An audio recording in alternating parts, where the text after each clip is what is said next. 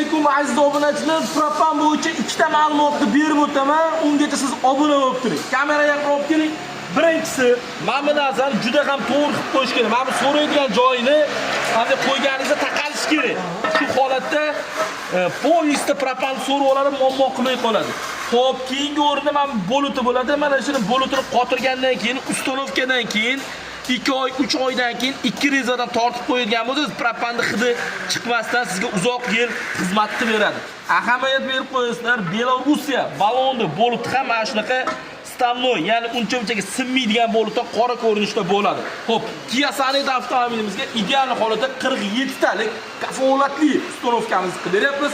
Bu tomonda 12 atmosferli motorga ham propan ustanovka qilib beryapmiz.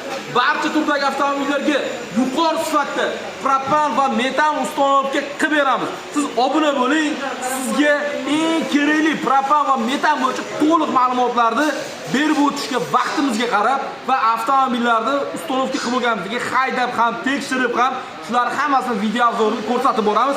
Bir kun xuddi shunday xizmat kerak bo'lganda bizni qidirib qolmaslik uchun like bosib, obuna bo'lishni unutmang. Bu videoni barcha propan yoki metan qo'ymoqchi bo'lganlarga yuborib qo'ying. Sirdaryo Metan Gaz doimlarga ishonchli, sifatli, kafolatli ustanovkani taklif qiladi. Har doimgidek siz sifatga talashing, biz sizning mashinangizni sifatli qilib propan yoki metan ustanovka qilib beramiz. Obuna bo'lishni unutmang.